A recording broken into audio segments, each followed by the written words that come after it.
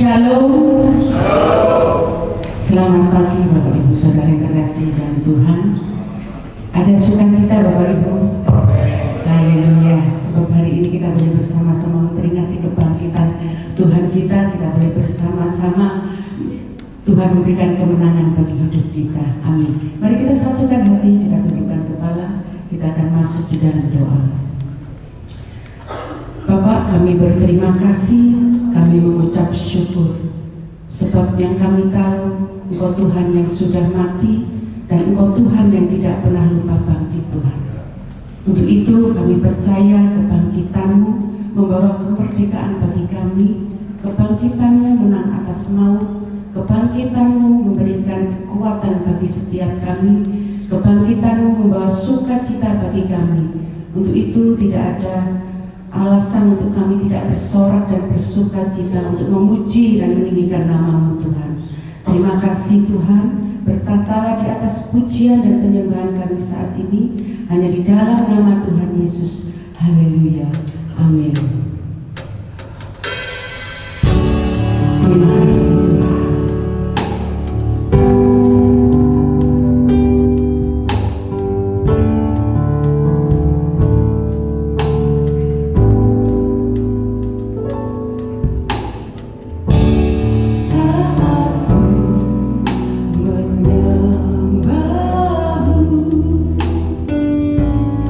Rohmu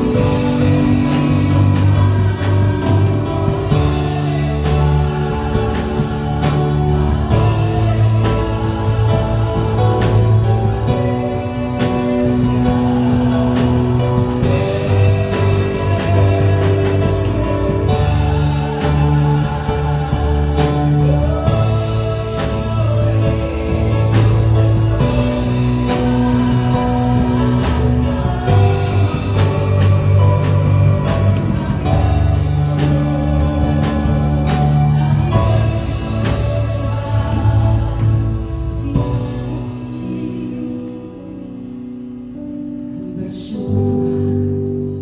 Biarlah saat ini kami sujud di hadapan-Mu Tuhan. Terima kasih, terima kasih.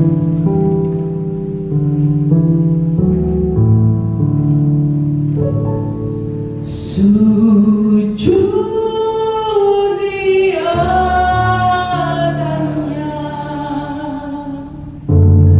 ku bawa hidupku, ku terima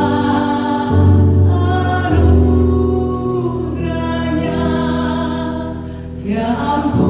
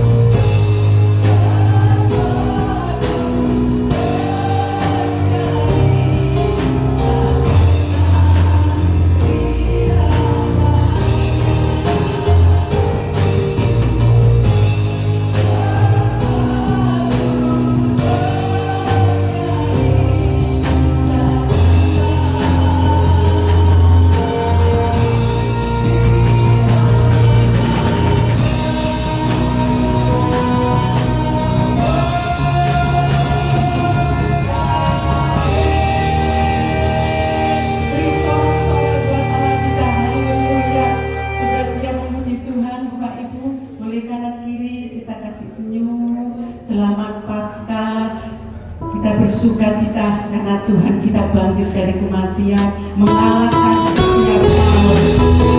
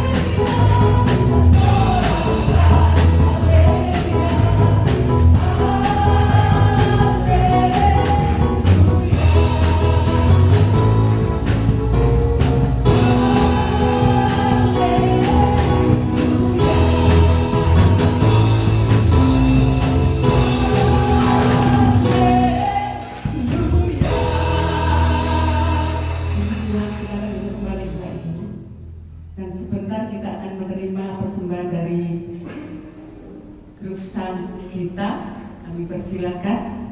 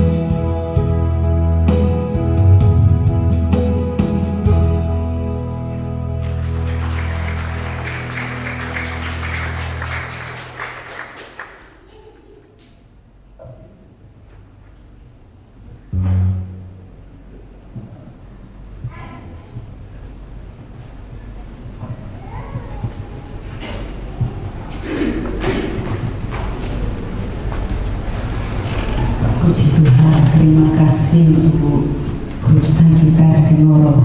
Kita akan masuk dalam firman Tuhan. Kita percaya kuasa salibnya sungguh luar biasa, sungguh nyata dalam hidup kita. Terima kasih Tuhan. Terima kasih.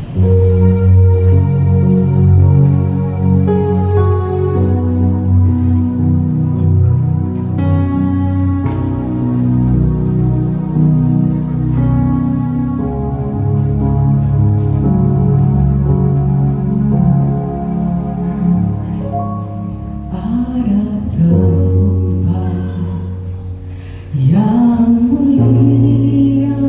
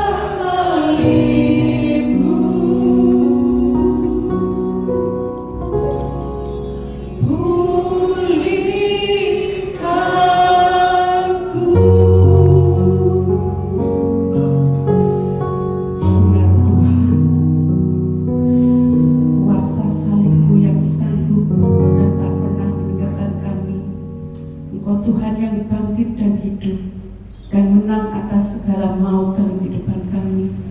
Tuhan yang memberi kemerdekaan bagi hidup kami. Terima kasih Tuhan. Tiba saatnya kami menerima kebenaran firman-Mu. Berfirmanlah Tuhan melalui hamba-Mu ini. Biarlah firman yang akan disampaikan boleh mengoksi, menegur, menasehati, mengubahkan setiap pola pikir kami Tuhan. Sehingga kami semakin bertumbuh dewasa di dalam Tuhan, semakin serupa di dalam Tuhan. Urapi bagi hamba-Mu yang akan menyampaikannya. Tuhan jamah lidah dan bibirnya. Tuhan tambahkan hikmat marifat yang daripada-Mu Tuhan. Terima kasih Tuhan. Berfirmanlah Tuhan pagi ini hanya di dalam nama Tuhan Yesus. Haleluya. Amin. Silakan duduk kembali Bapak Ibu. Firman Tuhan akan dilayani Bapak Gembala.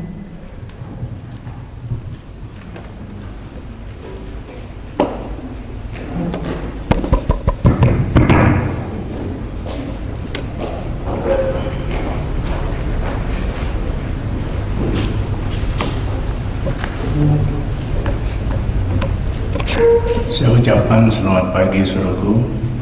Selamat kita berkemenangan oleh kebangkitan Tuhan Yesus. Pagi hari ini tema firman Tuhan, makna kebangkitan Tuhan Yesus, terambil dari 1 Korintus 15 ayat 12 sampai 23. Saya bacakan demikian bunyi firman Tuhan.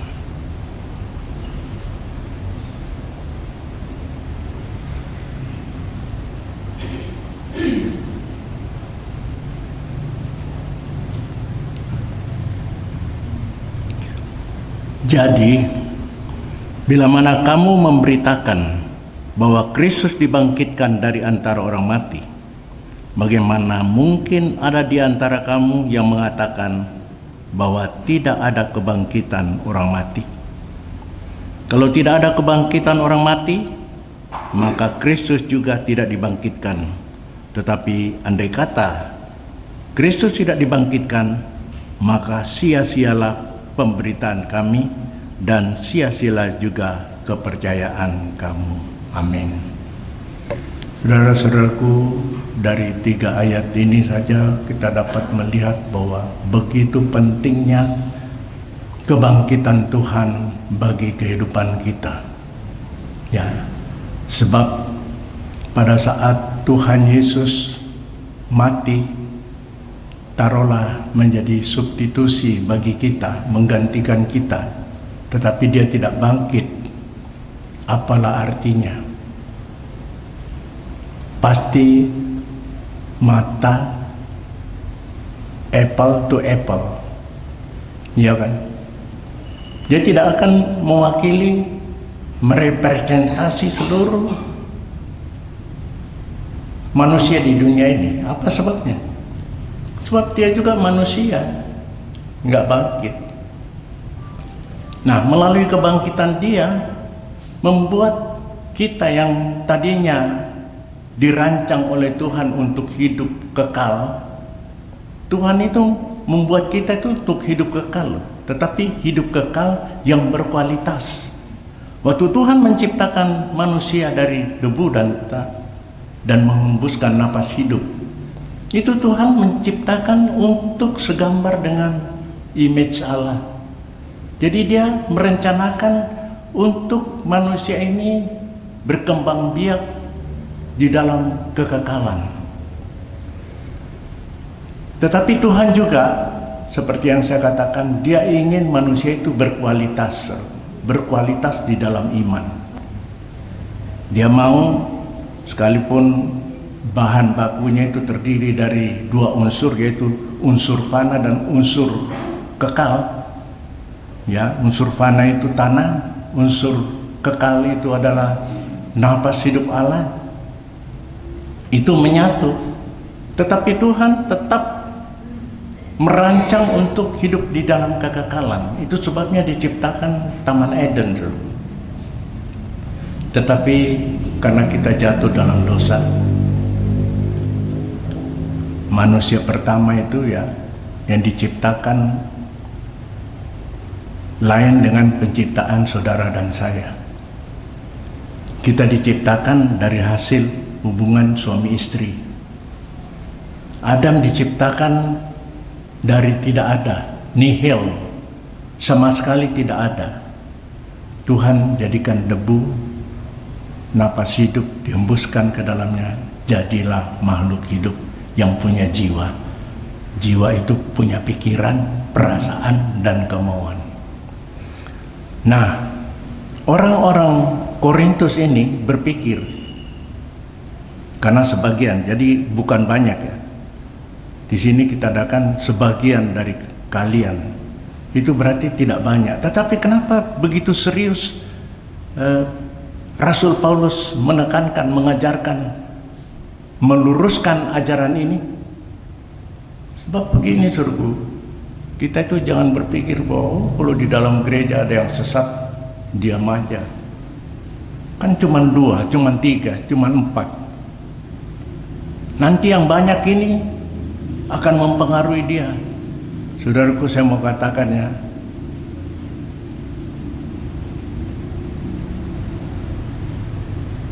susu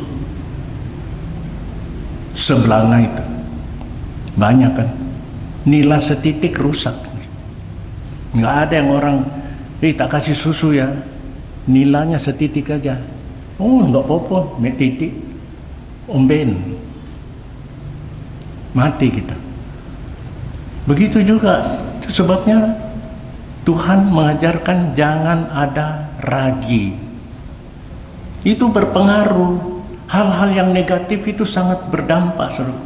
Itu sebabnya pada saat Adam dan Hawa jatuh dalam dosa, itu mengalir di dalam kehidupan kita, dan akibatnya kematian. Nah, Tuhan Yesus datang dalam rupa manusia, sebab hukum Taurat mengatakan mata ganti mata, gigi ganti gigi. Apa maksudnya? Manusia berdosa harus ditebus oleh manusia yang tidak berdosa. Nah, Tuhan turun, dia menanggalkan keilahiannya. Di dalam Filipi dikatakan di dalam kealahannya dia tidak pertahankan itu. Dia kosongkan dirinya. Di dalam dia mengosongkan dirinya jadi manusia, karena dia dilahirkan lain dari saudara. Jadi dia itu tidak berdosa. Dia lahir dari perempuan, bukan dari hubungan suami istri. Jadi kematian kita akibat dosa dari nenek moyang kita yang menjalar ke seluruh manusia, itu ditanggung oleh Tuhan yang jadi manusia yang tidak berdosa. Dan karena dia Tuhan, dia bangkit dan membuat iman kita itu tidak sia-sia, dan membuat penebusannya itu berhasil guna. Jadi saudaraku yang dikasih oleh Tuhan, kalau kita sudah melihat seperti itu, begitu luar biasanya kasih Tuhan kepada kita, sehingga kita tidak main-main di dalam mengiring dia. Ini pemberian gratis loh, saudaraku. Kita jangan menjadi manusia yang katanya kacang ninggalake lanjaran. Tidak mau berterima kasih. Kenapa? Karena kita ini loh, kalau kita lihat, kita ini seharusnya mati di dalam kekekalan. Dan oleh sebagian orang Korintus berpikir, ya nggak mau mati ya mati, nggak mungkin bangkit. Sebab apa? Manusia itu jahat. Tubuh ini loh yang sering kali bohong, yang sering kali berbuat salah, itu tidak mungkin bangkit. Nah, dia tidak melihat bahwa dosa yang membuat kita tuh masuk di dalam maut itu ditanggung oleh Tuhan. Itu sebabnya saudaraku, pada saat Tuhan disalib jam 12 sampai jam 3 itu terjadi kegelapan. Begitu dunia menderita. Karena Pak, anak Allah yang jadi manusia itu menanggung dosa. Kesedihan terjadi. Tetapi pada saat itu terjadi suku apa yang kuburan-kuburan orang-orang kudus itu bangkit. Nah, di sini dapat kita melihat kebangkitan itu bukan satu cerita abal-abal, omon-omon, tetapi cerita fakta. Tuhan Yesus pada saat mati, kuburan-kuburan itu, orang-orang kudus itu terbongkar dan mereka keluar, hidup kembali. Nah, saudara-saudara yang dikasihi oleh Tuhan, siapa yang akan hidup kembali? Adalah orang-orang kudus. Ya, orang-orang kudus, orang-orang yang percaya kepada Tuhan. Di sini nanti dapat kita melihat bahwa kebangkitan Tuhan itu membuat kita itu mempunyai potensi untuk hidup benar di hadapan Tuhan. Tanpa kebangkitan Tuhan, tidak mungkin manusia itu dapat berbuat baik. Kalau toh mereka berbuat baik, ada udang di balik batu. Motifnya itu ya take and give. You kasih, saya terima, dan satu saat kamu juga harus ngasih dong. Kalau kita mau berbuat baik, bukan saja tentang itu, agar dipuji. Tetapi kalau kita anak-anak Tuhan melakukan sesuatu yang baik, itu semata-mata untuk mengucap syukur kepada Tuhan yang sudah menebus kehidupan kita, yang sudah mentransformasi kehidupan kita. Dan kita buktikan bahwa kita sudah ditransformasi, kita nyatakan itu supaya nama Tuhan dipermuliakan. Jadi bukan untuk kepentingan kita. Kalau kita berbuat baik di dalam dunia ini bukan untuk mendapat balasan atau pujian, tetapi semata-mata kita kembalikan kepada Dia yang telah memberikan keselamatan, sehingga potensi untuk berbuat baik itu ada di dalam diri kita. Coba saudara renungkan, misalnya ada seorang kaya datang di sini. Hei, anggota tabernakel, saya berikan modal kerja semuanya, masing-masing 2 triliun. Terus saudara terima, ayo buka account, ditransfer semua dapat. Terus saudara tengok-tengok gitu, wah nanti duitnya akan berkembang. Tengok-tengok, habis duit itu, suruhku. Begitu juga suruhku potensi yang Tuhan sudah berikan melalui kebangkitannya. Itu kita harus berdaya gunakan, harus diimplementasikan. Loh, itu karena perbuatan saya? Tidak, karena Tuhan sudah menciptakan kita. Di dalam Efesus pasal 2 ya, ayat yang ke-10, semua ini ciptaan Allah, buatan Allah. Semua kita manusia, yang di luar sono juga buatan manusia. Tetapi yang bisa berbuat baik itu yang diciptakan di dalam Kristus. Ya, coba nanti saudara baca, atau saudara Joko tolong bacakan Efesus 2 ayat yang ke-10. Jadi kita ini tidak mampu berbuat baik kalau tidak diciptakan, tidak ada kebangkitan dari Tuhan Yesus. Silakan. Karena kita ini buatan Allah, diciptakan dalam Kristus Yesus untuk melakukan pekerjaan baik yang dipersiapkan Allah sebelumnya. Ia mau supaya kita hidup di dalamnya. Amin. Nah, Dia mau. Dia berikan kita modal. Dan setelah itu kita harus mengimplementasikan, kita harus kerjakan, kita harus olah, kita harus manage. Kuasa Allah yang ada di dalam kehidupan kita karena kebangkitannya itu. Untuk apa? Membuat hidup kita kudus. Pak Daniel sudah berbicara kematiannya, kebangkitannya, membuat hidup itu kudus. Dan di sini juga Ya, ayat-ayatnya mengatakan dengan kita berharap kepada Tuhan, maka kita akan tidak ada dosa lagi. Tetapi kalau kita hanya berharap, di dalam ayat yang ke-19 saya bacakan ya.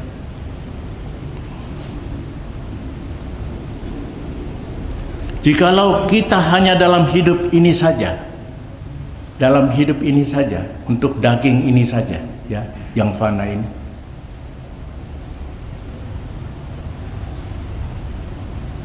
menaruh pengharapan pada Kristus, maka kita adalah orang-orang yang paling malang dari segala manusia. Itu tuh. Kita berusaha untuk kesenangan daging, kita berbuat sesuatu supaya disanjung daging kita senang. Kita orang yang paling malang. Mari kita berbuat baik, bukan untuk disanjung, tetapi supaya hidup kita ini membuat orang lain yang belum percaya itu dapat menerima Tuhan Yesus. Pak Daniel secara ekstrim mengatakan rampok jiwa-jiwa yang terhilang, yang ragu-ragu itu. Itu yang dituntut dalam kehidupan kita. Tuhan waktu berangkat suruhku naik ke surga itu apa pesannya? Amanat agung, jadikan semua bangsa muridku. Tugas kita ini berat, suruhku. Kalau dalam hidup ini hanya memikirkan daging-daging saja, kita ini adalah orang yang paling malang. Ini bukan si Amin yang ngomong, ini Alkitab yang ngomong. Makanya kalau di dalam pemberitaan firman Tuhan seringkali saudara, oh Amin nih, gaya nih muring-muring. Saya mau beritahu saudara, barusan ini kan saya liburan dengan besan saya. Dia cerita banyak, dan dia cerita kenapa anaknya 3 berhasil. Ini bukan pengakuan dia sendiri, anak-anaknya sendiri yang mengatakan. Yang satu dokter, bekerja di Amerika, ya. Yang satu lulusan S1 dari USA. Yang satu lulusan S2 dari USA juga. Yang satu kerja di bank, kedudukan manajer. Yang satu nikah dengan orang kok tiang-tiang. Oh, ini penjual besi, itu partner kerja saya. Kenapa mereka berhasil? Karena papanya sangat ketat dalam mendidik mereka. Saudara, saya mau beritahu yang masih punya anak-anak, kalau saudara manja-manja, tidak akan jadi anak saudara. Saya juga dididik oleh orang tua dengan keras. Ayah saya seorang militer. Kami SD itu sudah tidak dibayar. Setelah lulus SD itu, SMP tidak dibiayai sudah.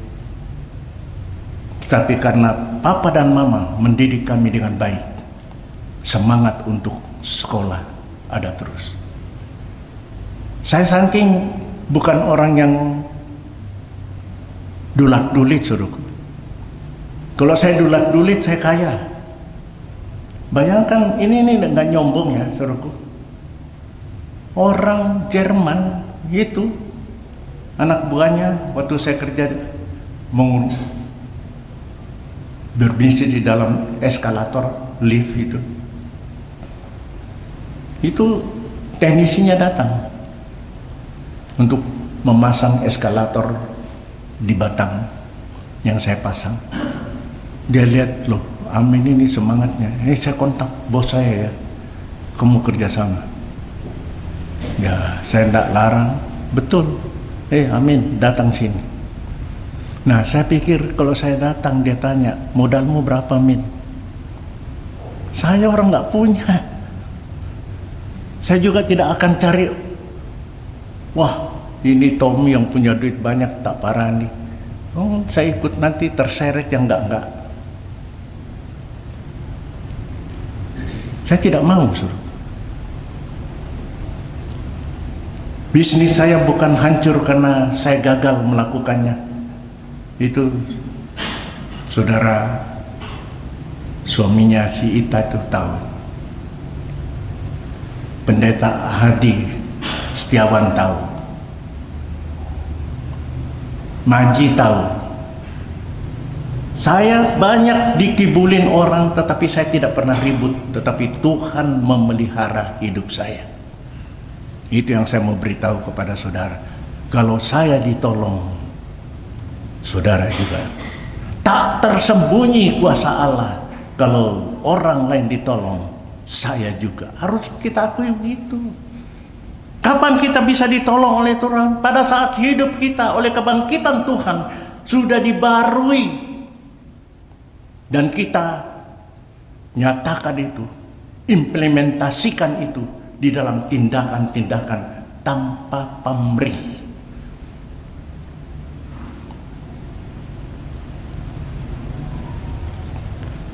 Saya kalau khotbah sudah terbiasa saya.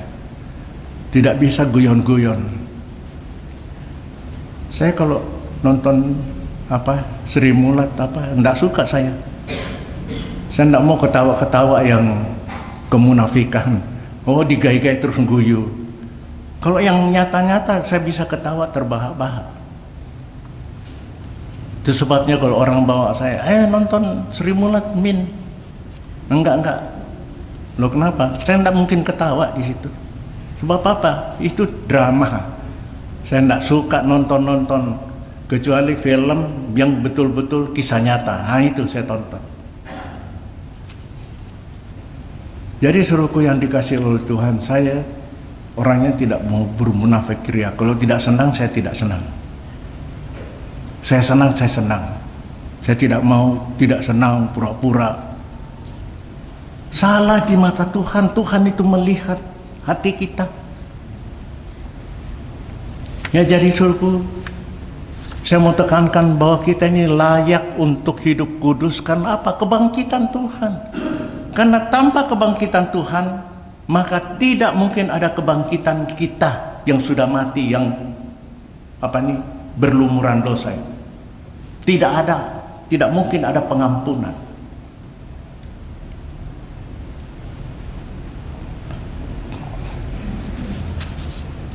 Tuhan Yesus sudah bangkit, membuktikan bahwa dia itu bukan manusia sembarangan. Dia adalah anak Allah. Ya, dengan dia sebagai anak Allah, dia mampu untuk menebus semua dosa dunia. Behold the Lamb of God, take away the sin of the world. Lihatlah anak domba Allah yang menghapus dosa dunia. Saudara mau tidak terima dia, tetap dosa saudara dihapus. Nah, kita dapat melihat setelah manusia ini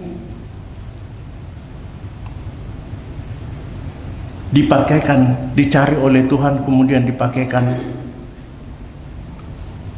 kulit binatang. Siapa itu? Itu lambang dari kematian Tuhan. Ini pendeta tuh ngarang nih. Matinya Tuhan itu kira-kira 2000 tahun lebih yang lalu.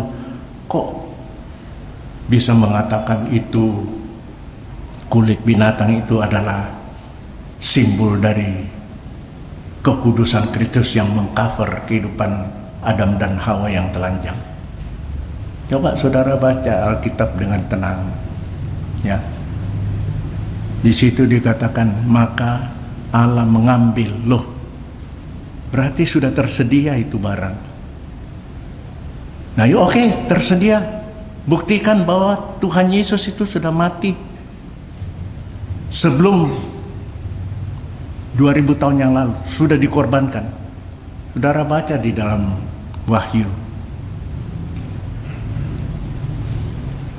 kalau tidak salah di dalam ayat pasal 8 ayat 14 ya.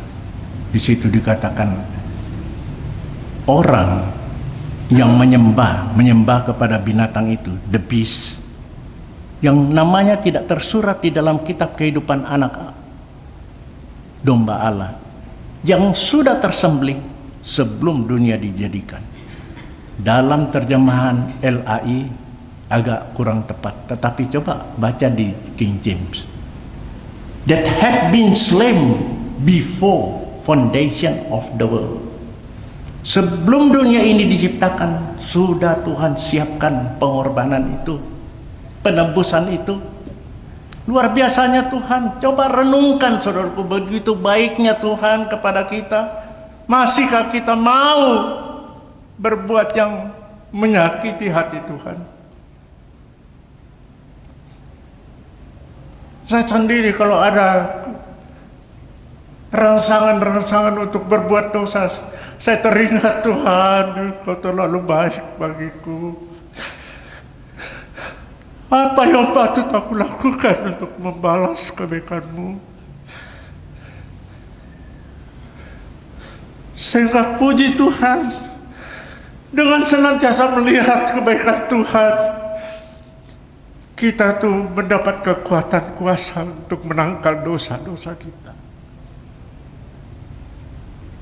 Saya tidak pernah minta kepada Tuhan, Tuhan berikan aku kuasa untuk jadi mujizat, tidak. Yang saya minta, Tuhan berikan aku kuasa untuk menangkal dosa ini. Saudara jangan berpikir bahwa dosa itu dalam tindakan, dalam pikiran saja sudah berdosa.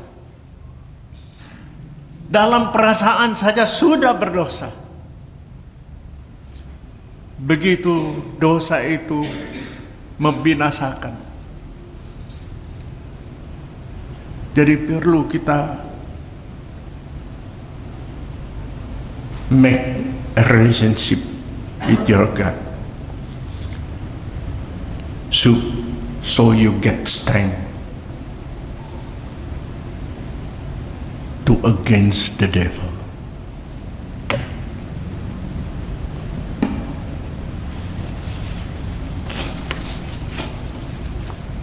Saya mau beritahu beberapa suruhku kebangkitan Tuhan itu yang diragukan oleh orang karena mereka terkontaminasi dengan pikiran-pikiran Yunani, Platonisme. Oh, tidak mungkin. Kristus ya dia orang hebat. Kita tidak mungkin lah. Kita ini pasti binasa. Jadi mereka berpikir, ya ini sudah dihukum oleh Tuhan, rohnya tetap diterima. Jadi enak ya. Padahal kita tahu suruhku, segala perbuatan daging ini itu timbul dari hati dan pikiran. Yang membuat daging ini, tubuh ini berdosa ini pikiran dan perasaan ini. Nah itu sebabnya suruhku, Rasul Paulus menjelaskan kepada mereka bahwa kalau tuh kebangkitan tubuh ini yang Anda pikir fana, jahat, tidak terjadi, sekalipun Tuhan Yesus itu bangkit, maka sia-sialah pemberitaan Injil. Karena Injil itu menyatakan bahwa kita yang tidak mungkin bangkit, tetapi karena kematian dan kebangkitan Tuhan, memungkinkan kita yang binasa ini dibangkitkan kembali. Jadi dengan kebangkitan itu, pemberitaan Injil menjadi sesuatu yang berdaya guna. Berdaya guna itu Injil yang kita sampaikan itu mempunyai makna untuk merubah. Kuduskanlah mereka dengan kebenaran. Firman-Mu adalah kebenaran. Firman Tuhan itu adalah Injil yang beritakan tentang kita yang sudah jatuh dalam dosa, ditebus oleh Tuhan Dan setelah ditebus, kita memperoleh kehidupan yang kekal. Jadi berita Injil itu berdaya guna, saudara. Jadi saudara kalau datang ke gereja jangan karena sungkan sama si Amin, ya. Amin ini enggak ada apa-apane, saudara. Enggak ada apa-apane. Enggak usah sungkan sama saya. Cintailah Tuhanmu, datang untuk mendengar. Nah, saya sudah ngomong tadi sebelum kebaktian dimulai. Saya berbeda dengan Pak Daniel. Pak Daniel ada two-way communication. Kalau saya tidak. Tapi bukan dia lebih baik atau dia lebih jelek, tidak. Kita ini punya karunia masing-masing. Itu sebabnya perlu ada pendeta-pendeta, ya. Sebab ada juga jemaat yang senang datang terus serius mendengarkan, taruh dalam hati dan dia praktik. Tapi ada yang kalau ada guyonan baru telinganya dipasang. Nah, dari guyonan itu dimasukkan kata-kata pesan-pesan. Nah, kalau saya tidak.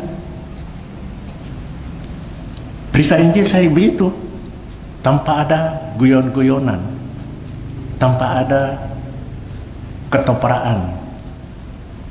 Saya mau saudara serius, ya.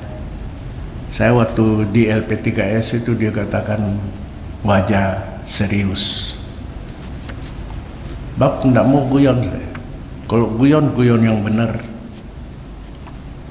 Yang kedua, kepercayaan jemaat memiliki landasan yang kuat. Yang dasarnya itu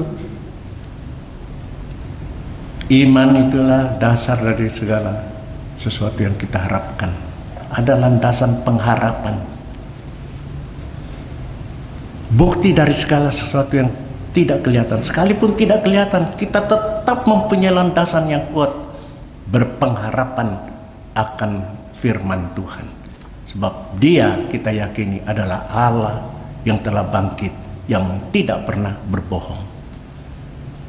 Jiwanya saja dia pertahankan, reputasinya saja dia pertahankan untuk menebus dan menyelamatkan saudara dan saya. Apatah lagi janji-janjinya, pasti dia akan penuhi. Jadi kita mempunyai landasan yang kuat tentang pengharapan kita. Yang ketiga, kebangkitan Tuhan Yesus membuat orang percaya akan mengalami transformasi hidup. Nah, itu yang saya sudah jelaskan tadi. Mengalami pembaruan. Ini daging seringkali menyeret kita untuk berbuat salah, tetapi roh di dalam kita itu lebih kuat. Waktu Tuhan melihat ada orang yang lemah, murid-muridnya pada saat dia mau disalib, mereka tertidur. Nah, ini akibat. Padahal Tuhan berkata, berjaga-jagalah dan berdoa, sedih, Tuhanku sedih, aku ya melok sedih, ketiduran. Tuhan berkata, tubuh lemah, roh itu kuat tetapi tubuh lemah. Tetapi mari kita balik, roh lemah tetapi tubuh yang kuat. Berarti tubuh memampukan roh yang roh ini memampukan tubuh yang lemah ini menjadi bangkit kembali, menjadi kuat. Orang mati dalam Kristus berbahagia. Wahyu 14 ayat 13. Jadi kalau kita percaya kepada Dia yang sudah bangkit itu, mati kebahagiaan, bukan satu kesusahan, saudara. Kenapa? Karena kita itu beralih dari dunia yang lembah air mata ini ke tempat yang kekal, di mana di situ sukacita besar terjadi. Ini saya sudah katakan nanti, saudara. Dengan kebangkitan Tuhan itu, ya, Tuhan itu membuat surga itu menjadi nyata. Ya, di dalam Yohanes 14, aku akan pergi ke Bapa, menyediakan tempat, karena memang ada Tuhan naik ke surga, itu berarti surga itu nyata. Dia kembali ke tempatnya. Jadi bukan ilusi, saudara. Sehingga kita kadang-kadang ragu, oh no, bener nggak ya? Jadi pendeta itu, jadi gereja harus punya keyakinan bahwa kita yang sudah percaya kepada Tuhan itu satu kali kelak akan dibangkitkan untuk masuk di tempat yang Tuhan sudah sediakan. Sebagai penutup, kesimpulan dari kisah tentang kebangkitan Kristus, implikasinya pada hidup orang percaya, yaitu menjamin pemberitaan Injil tidak sia-sia. Jadi suruhku, pada saat datang ke gereja, berita itu, siapkan hatimu. Seperti yang saya sudah katakan, sekalipun amin ini tidak ada guyonnya, tatap. Saya dulu waktu sekolah, suruhku, begitu. Yang namanya amin kan pasti duduknya di depan. Dan itu yang membuat saya senantiasa memperhatikan, karena di depan dikit main gitu disuruh keluar sama guru. Ujian juga pasti duduk di depan, jadi tidak pernah nyontek. Hal-hal yang begitulah yang membuat saya itu senantiasa serius,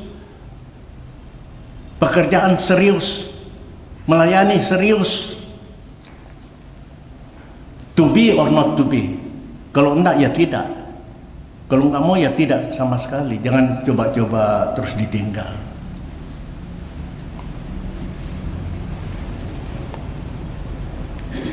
Saudara mungkin berpikir loh, itu pekerjaan-pekerjaan di pegawai negeri kenapa ditinggal? Saya suruhku dipaksa untuk jadi mualaf. Dan memang pernah mualaf. Karena apa? Setiap itu masa-masa tarawih itu, bulan puasa, saya pasti jadi panitia, padahal Kristen. Panitia apa? Menjemputi pembicara, ustadz-ustadz. Nah, di situ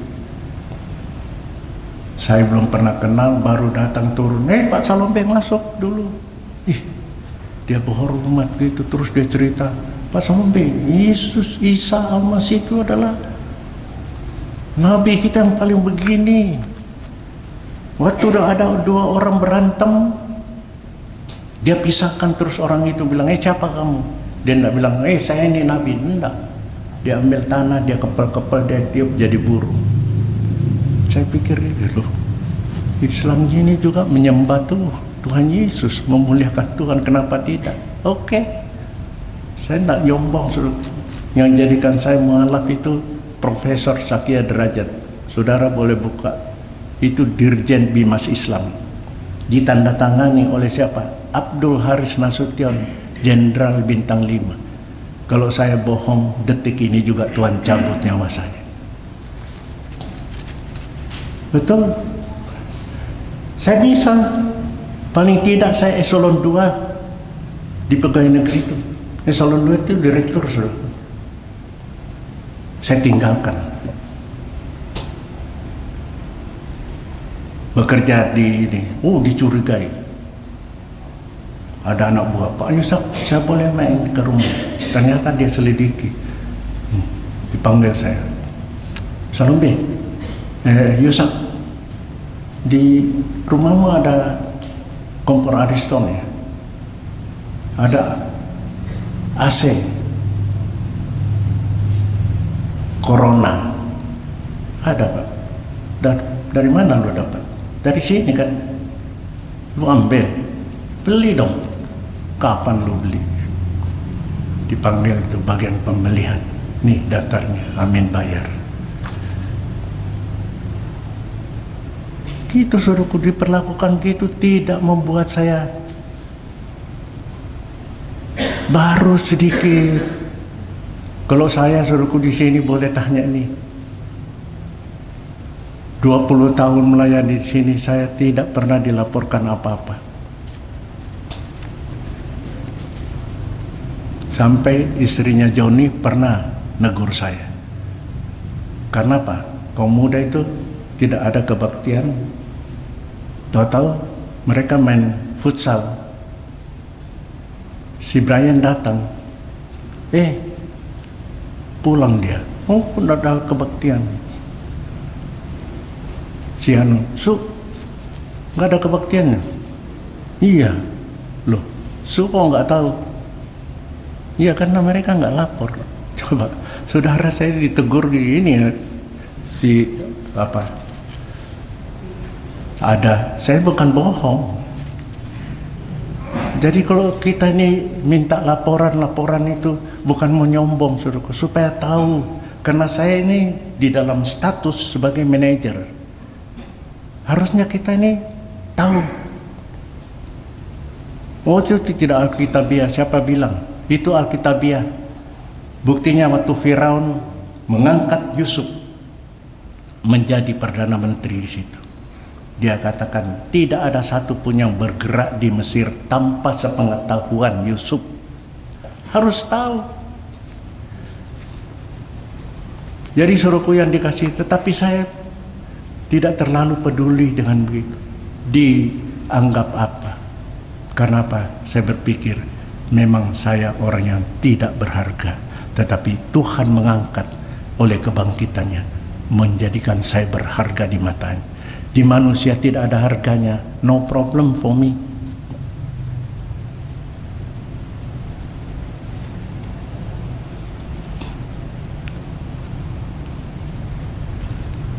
Kesimpulan yang kedua, memberikan kemenangan terhadap dosa. Kita dapat menang terhadap dosa. Ayat 16 sampai ayat yang ke-18 nanti saudara baca. Selanjutnya, memberikan pengharapan hidup yang kekal. Ayat yang ke-19 yang saya sudah baca tadi. Kalau kita ini hanya berharap untuk tubuh ini saja, roh kita dan jiwa kita ini yang penting diolah oleh Tuhan, yang membuat tubuh juga nanti akan merasakannya. Tubuh ini adalah sekedar cover, tetapi kalau di dalamnya ini baik, saudaraku, maka covernya juga akan baik. Tidak mungkin sesuatu yang berharga itu covernya asal-asalan. Kecuali kalau orang mau guyonan, misalnya saudara dikirimi hadiah ulang tahun supaya mau buat surprise berlian dibungkus dengannya tisu saja. Nih hadiah anak. Setelah dilempar jatuh, berlian ternyata. Itu guyonan. Tetapi yang sebenarnya saudaraku, kalau di dalamnya baik, pasti covernya baik. Ya. Yang terakhir, menjamin bahwa orang percaya akan dibangkitkan pada akhir zaman untuk masuk dalam hidup yang kekal. Ayat 20 sampai ayat yang ke-23. Kiranya Tuhan memberkati kita. Amin.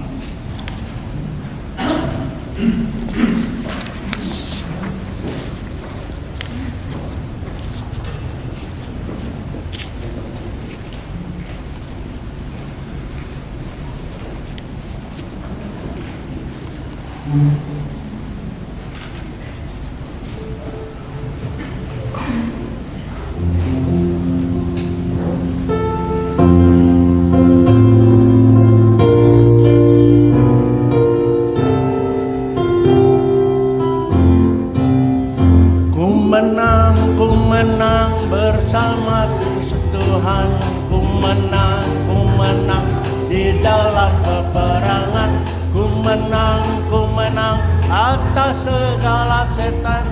Haleluya, haleluya, ku menang. Haleluya, sama Tuhan Yesus, ku menang di dalam peperangan, ku menang atas segala setan. Haleluya, haleluya, ku menang. Haleluya,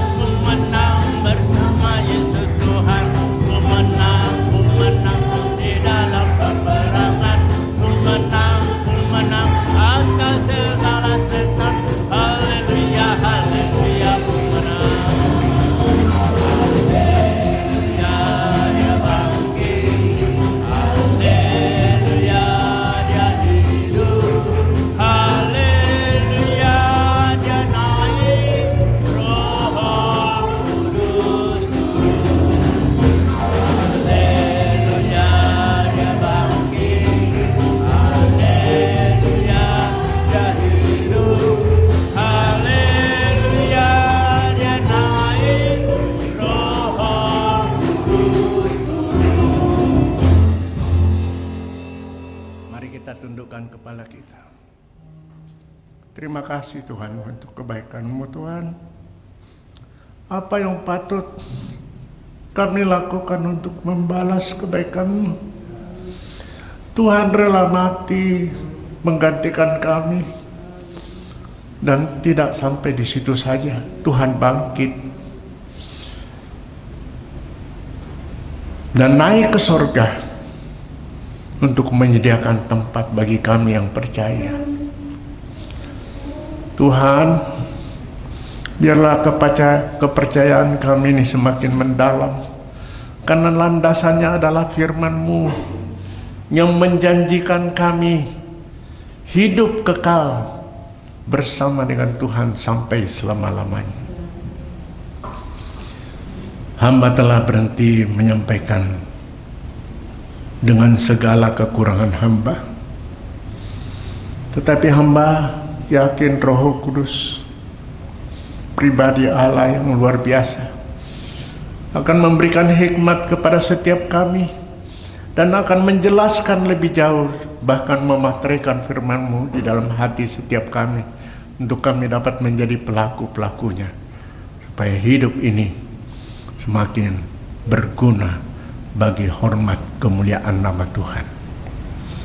Terima kasih Tuhan untuk jemaat Tuhan yang hadir. Hamba yakin firman Tuhan yang telah hamba sampaikan itu akan menjadi pedoman hidup. Mereka tidak lagi hidup di dalam santai, tetapi hidup dengan berkarya, mau memberitakan Injil, memberitakan kabar kesukaan, memberitakan kabar keselamatan, supaya orang-orang yang belum menerima kebenaran ini dapat menerima keselamatan dari Tuhan. Pakai setiap kami Tuhan. Tanda-tanda kedatangan Tuhan sudah semakin nyata. Kami tidak bisa bersantai-santai lagi. Kami harus mempersiapkan diri untuk menjadi alat bagi kemuliaan nama Tuhan, dengan membawa jiwa-jiwa sanak saudara kami, saudara-saudara kami, orang tua kami, anak-anak kami bawa kepada Engkau, supaya mereka juga boleh kebangkitan bersama-sama dengan Tuhan. Terima kasih Bapa, terima kasih. Hamba berdoa juga untuk gereja-gereja lain yang melakukan ibadah kebangkitan Tuhan. Tuhan urapi hamba-hamba-Mu, jemaat-Mu, supaya berita tentang kebangkitan Tuhan itu menjadi pengalaman hidup kami. Hingga hidup ini tidak lagi kami gunakan sembarangan, tetapi hidup takut di dalam Tuhan. Terima kasih Bapa, terima kasih. Hamba berdoa untuk semua yang telah ambil bagian dalam pelayanan pada siang hari ini. Tuhan urapi, baik pemain musik, WL singer, multimedia, soundman, pembersih gereja, semuanya Tuhan pakai mereka. Terima kasih Bapak, terima kasih. Saudaraku yang dikasihi oleh Tuhan, mari kita angkat tangan kita. Terimalah berkat dari Allah Bapa, cinta kasih Tuhan Yesus dalam persekutuan dengan Roh Kudus akan memberkati kita dengan hikmat marifat dari tempat yang maha tinggi, bahkan kuasa oleh kebangkitannya untuk membuat hidup kita senantiasa kudus di hadapan Tuhan, untuk menjadi berkat bagi sesama mulai saat ini sampai Tuhan Yesus datang pada kali yang kedua. Dalam nama Tuhan Yesus hamba mohon ini semuanya, bersama kita mengatakan amin. Selamat siang, Tuhan memberkati.